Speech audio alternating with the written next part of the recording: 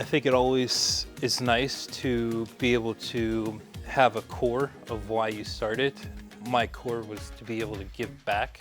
So in those times when it does get challenging, when it does get tiring, when you're working a 60, 70, 8-hour week in a restaurant that's pretty intense and busy, and then you still need to fulfill orders or do product tasting or sampling or create a new thing, it's challenging.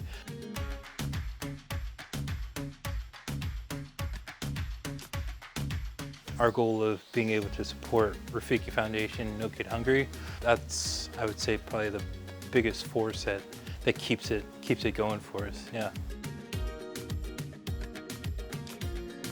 Oh man, that's gonna be super good.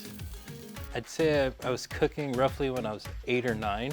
My first dish was a pot of lentils. We grew up eating a good amount of lentils and hot water cornbread. So I just clearly remember my siblings, my 2 older sisters, my little brother being outside in the summer, and I would literally be sitting on the counter beside a stove with a pot of lentils cooking. And that's honestly when I learned about flavors and building flavors.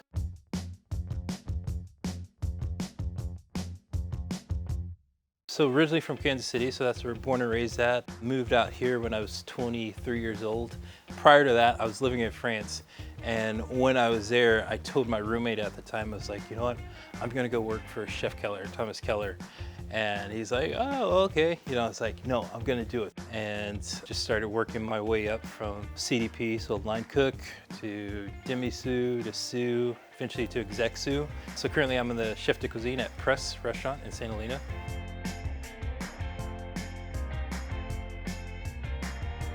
I had this sauce already from back home, and I had already been giving to this foundation called Rafiki Foundation, and they help orphans and widows in 10 different countries in Africa. So I'd already been giving to them, but at the time I was making, you know, kind of minimal money an hour. So I was like, in order to continue doing that in California, I'm going to need to figure out some way to kind of produce some money to continue this. I was like, hey, you know what? I'm a chef. I have this sauce from Kansas City where barbecue's a thing. You know, how about I try to tweak this, finesse it, make it soigné, so it's something that people might buy and I can put in stores. So that was the idea.